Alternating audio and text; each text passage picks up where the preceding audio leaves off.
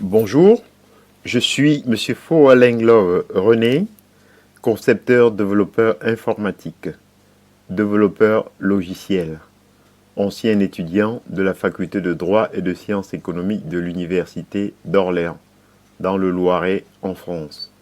Aujourd'hui, dans le cadre du cours d'économie générale, nous allons voir la carte de crédit.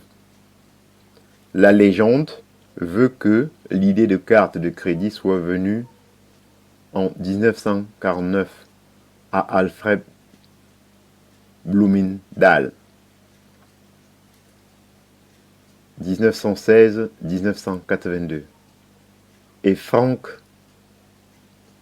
McNamara. À la suite d'un dîner, le financier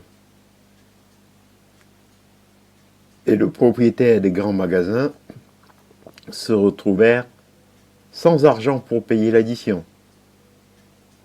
La femme de Frank fut appelée pour les tirer d'embarras, mais cette mésaventure serait à l'origine de la création du Diners Club,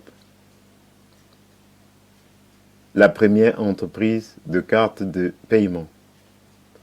Pendant longtemps, la carte de crédit est réservée à une élite fortunée.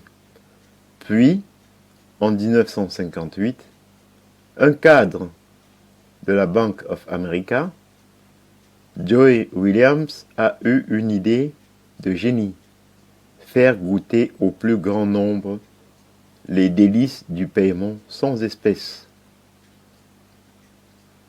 Par un mailing géant, il envoie quelques 60 000 cartes de crédit Bank America aux habitants de la ville de Fresno. Le succès est immédiat.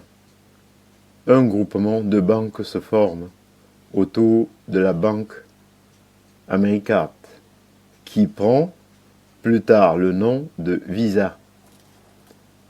Un groupe concurrent créé, Mastercard. En 1970, le gouvernement décide d'interdire l'envoi par courrier de cartes non sollicitées.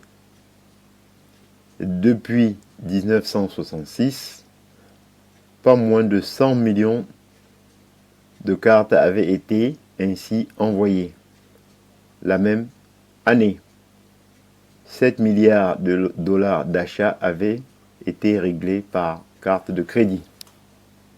La carte de crédit est devenue de nos jours un moyen de paiement irremplaçable.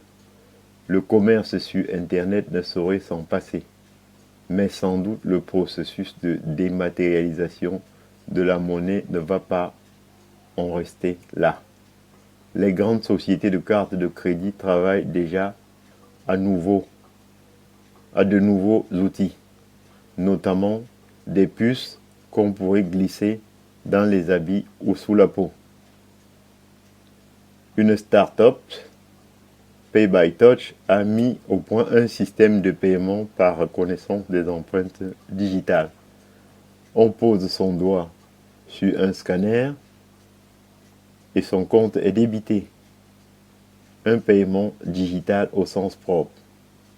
On sait également que l'iris de l'œil est une signature encore plus sûre. Un jour, probablement, on pourra acheter à l'œil tout ce qu'on voudra. Ainsi, j'en ai donc terminé avec ce cours sur la carte de crédit. Je vous en remercie. Bonjour.